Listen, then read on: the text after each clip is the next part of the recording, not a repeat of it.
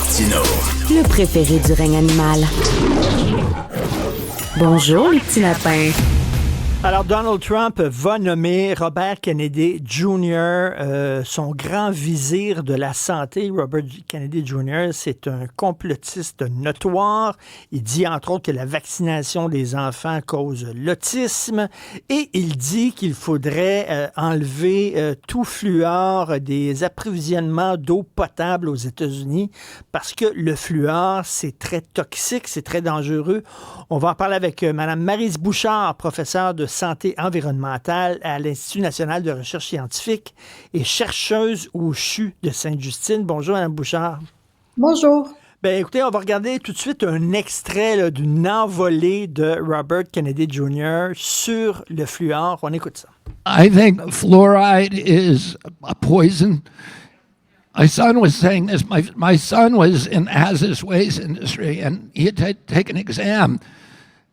And that if a fluoride truck crashes on the highway, they have to clear the highway for miles around, and people come in Tyvek suits and respirators and gloves to do the cleanup. And you know, it's a toxic it's a toxic byproduct of certain chemical process and oil. Je vais traduire, là. Il dit que si jamais il y a un camion qui transporte du fluor, qui fait un accident de la route et que le contenu du camion se répand sur les routes, il va falloir fermer les routes environnantes là, à des kilomètres à la ronde. Puis là, il y a des gens qui vont arriver avec des uniformes, des casques, des masques et des gants parce que c'est hyper toxique, le fluor. Il dit que c'est un poison. Premièrement, là-bas, est-ce que c'est un poison, le fluor? Parce qu'il y a ça dans nos dentifrices, là. Tout est une question de dose en toxicologie. Et ce que M. Kennedy dit là à propos de ces concentrés, c'est vraiment le produit très, très, très concentré qu'on va aller ajouter dans les usines avant de distribuer ça dans l'eau. C'est vrai qu'il y a une grande toxicité, là. C'est un monsieur un peu bizarre, mais là-dessus, il a raison. OK, c'est ça. Même une horloge brisée donne l'heure juste 2 fois par jour, comme on dit, là. Qu'en est-il au Québec? Est-ce qu'il y a du fluor dans l'eau? Je sais qu'il y avait eu des gros débats.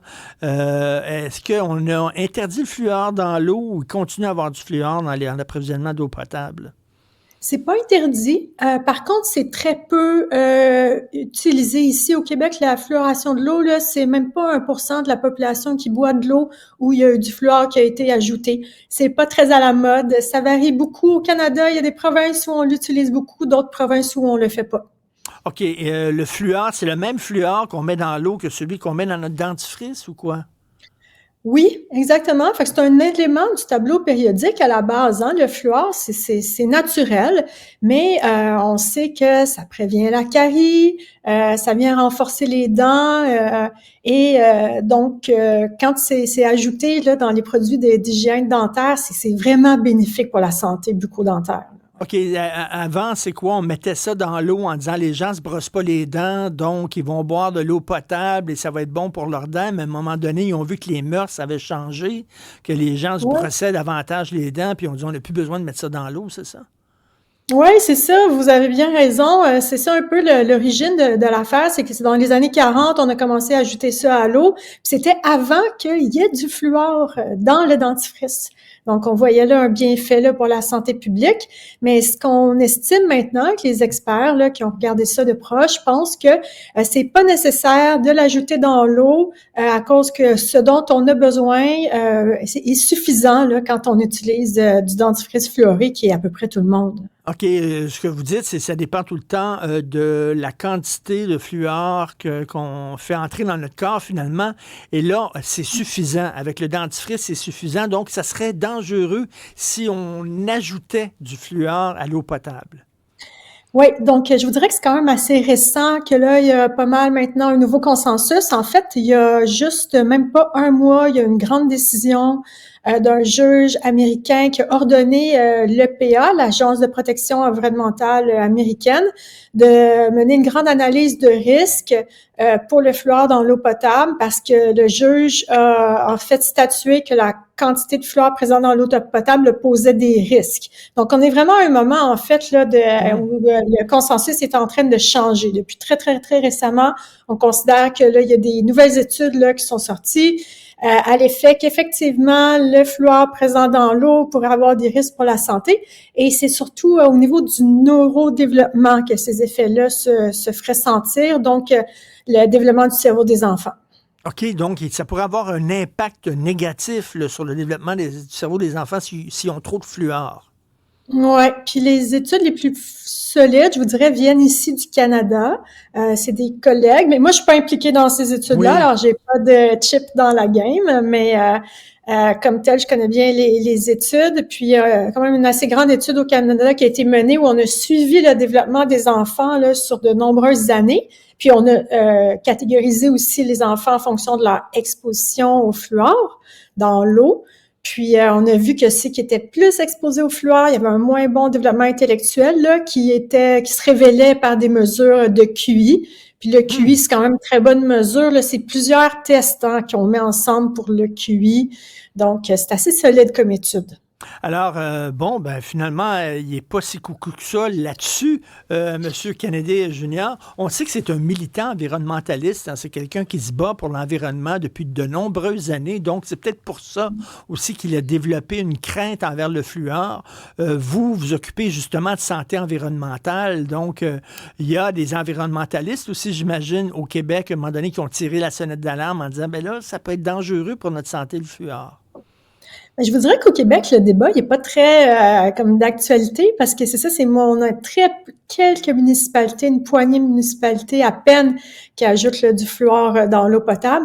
Par contre, le débat est vraiment plus chaud. Par exemple, en Ontario, on a le 3/4 des gens à peu près qui boivent de l'eau avec du fluor.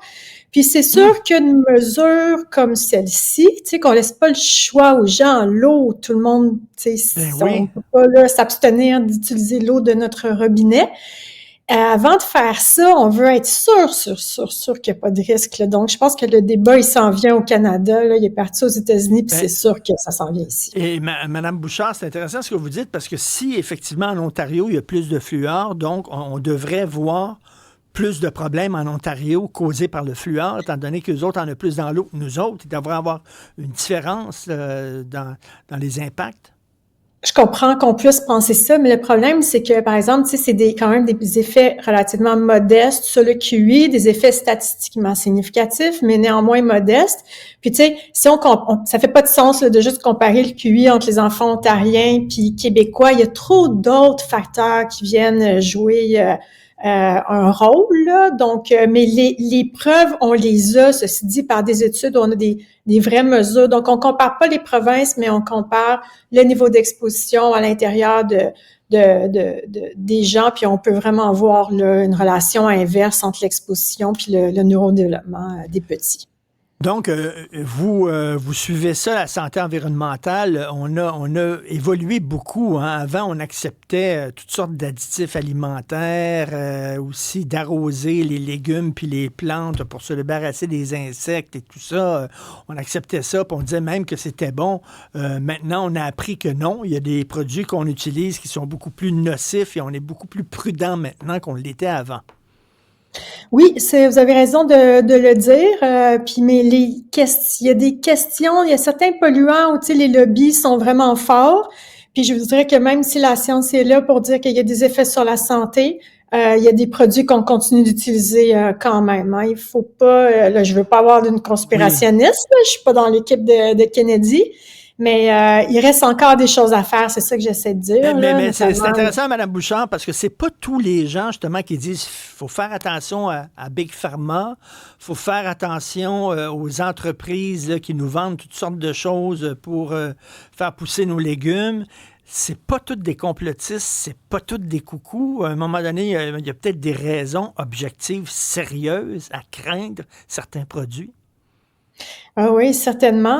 Mais parmi les choses qui sont difficiles, vous savez, c'est qu'on est exposé à vraiment beaucoup de substances en même temps. On n'a pas de groupe contrôle non plus, dans le sens, tu sais, en science, on voudrait avoir un groupe qui est non exposé, un groupe qui est exposé, comparé. Or, on est tous plus ou moins, encore une fois, je peux avoir l'air d'une complotiste, mais le fait est que, tu sais, on est capable de détecter dans le corps humain de vous, de moi, de même l'enfant naissant, plusieurs dizaines de substances chimiques différentes. Puis là, donc, et on approuve ces substances-là avant de les tester. Alors, je vous dirais que dans la réglementation là, inhérente aux produits chimiques au Canada, il y a un problème. Là, on teste pas les choses en amont, on les met sur le marché. Puis après ça, il y a des gens comme moi qui font des études puis qui mettent en lumière parfois que certaines substances peuvent être Alors que toxiques. ces études-là devraient être faites avant qu'on mette les produits en marché. Et en terminant, Mme Bouchard, chaque fois que je parle à des amis qui sont en France, par exemple, il n'y a pas autant d'allergies qu'ici. Hein, on le sait, dans les écoles, les CPE, il y a des photos des enfants à l'entrée avec toutes leurs allergies. Puis c'est incroyable comment il y a des allergies, combien des allergies en Amérique. En France, on dirait qu'il y en a moins. Est-ce que c'est justement une question de santé environnementale? Ben là, ça sort un petit peu de mon domaine d'expertise, mais quand même, oui, je pense qu'une des choses, ben on sait maintenant que pour prévenir les allergies alimentaires, c'est d'introduire une diversité d'aliments, en fait, très tôt dans la vie de l'enfant. Et ça, c'est carrément le contraire de ce qu'on disait il y a quelques années. Donc, malheureusement, la santé publique, là, en voulant bien faire, là, en recommandant l'introduction tardive d'aliments, probablement peut-être créer des problèmes. Il y a aussi l'autre hypothèse, l'hypothèse hygiéniste, d'utiliser toutes sortes de produits là, anti-germes, antibiotiques. Là, vous n'avez pas besoin de ça pour que votre salle de bain soit propre, là, tu sais, parce qu'il y en a des bons germes. Puis si on diminue dans le fond, la présence de tous ces germes-là, ça vient débalancer la capacité du corps à former ses défenses naturelles. Donc, oui. ça joue un rôle dans les allergies, il paraît. Quand j'allais au parc, on en mangeait de la boîte quand on était petit, là, puis il n'y avait pas l'escouade Purel qui arrivait puis qui débarquait dès qu'on avait un petit peu de boue sur le bord de la bouche, là, avec les Purel puis tout ça. Là. C'était pas comme ça, on développait des anticorps. Merci beaucoup, Maryse Bouchard. C'est très intéressant, professeure de santé environnementale à l'Institut national de la recherche scientifique. Merci, bonne journée. Merci.